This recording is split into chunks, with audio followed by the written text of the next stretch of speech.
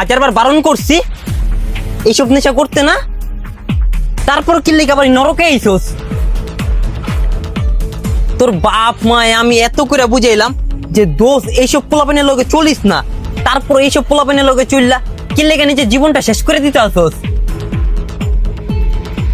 কি রে ভাই, তোর তো সমস্যা কে? আমার লাইফ তোর তো চুলকানি কে? তোর লগে বন্ধুত্ব করা কি আমার অপরাধ হয়েছে যে তুই আমার প্রত্যেকটা কাজে বাধা দেস? আমি একটু মন ফ্রেশ করার লেগে নেশা করি, এই যে তুই বাধা দেস। আমি একটু আনন্দ পাওয়ার লেগে মেয়েদের কিনে ঘুরি, ওই জায়গায় তুই আমার পাপের জ্ঞান দেস। আমি লাইফটা একটু এনজয় করার লেগে মদের বাড়ি গিয়ে বহি, ওই জায়গা থেকে তুই আমার টাইম নাইস লয়ে হোস।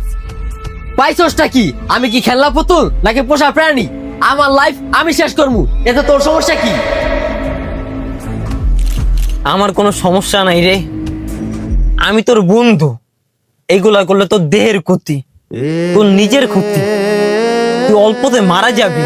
আমি মারা গেলে আমি বুঝবো, আমার মা বাবা আছে, আমার পরিবার আছে, আমার আত্মীয় স্বজন আছে, তারা বুঝবো। আজকের পর থেকে তুই আমার সামনে আবি না, তুই আমার লাইফের থেকে দূরে সর।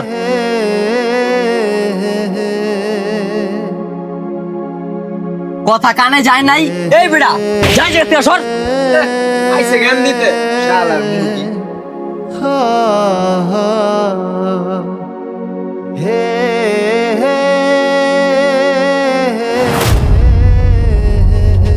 আসসালামু আলাইকুম। ওয়ালাইকুম সালাম।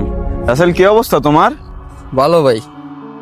রাসেল, তোমার জীবনে তুমি একটা বড় ভাগ্য নিয়ে জন্মাইছো যে তুমি এমন একটা বন্ধু পাইছো। ভাই মানে কি বুঝাতে চাইলেন বুঝলাম না। আজকের দিনে নেশা করতে সাহায্য করবে এমন বন্ধু তুমি 1000টা পাবা, নারীর সাথে জেনা করতে হেল্প করবে এমন বন্ধুর সন্ধান তুমি অলিতে গলিতে 1000টা পাবা।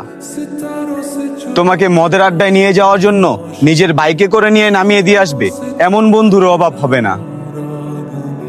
কিন্তু রাসেল, তুমি এমন বন্ধু সচরাচর কখনোই পাবা না যে নিজের খেয়ে তোমার পিছনে ঘুরবে তোমাকে ভালো রাখার জন্য, যে নিজের হাত নোংরা করে এই সমস্ত পাপ কাজ আর অন্ধকার থেকে তোমাকে বারণ করে। যে বন্ধুটাকে তুমি তাড়িয়ে দিলে সে তোমার ক্ষতি চায় না, সে চায় না তার বন্ধুরা ধ্বংস হয়ে যাক। এই বন্ধুটাকে তোমার দরকার যত্ন করে রাখা, ও যেন তোমার জীবন থেকে দূরে না সরে যায়।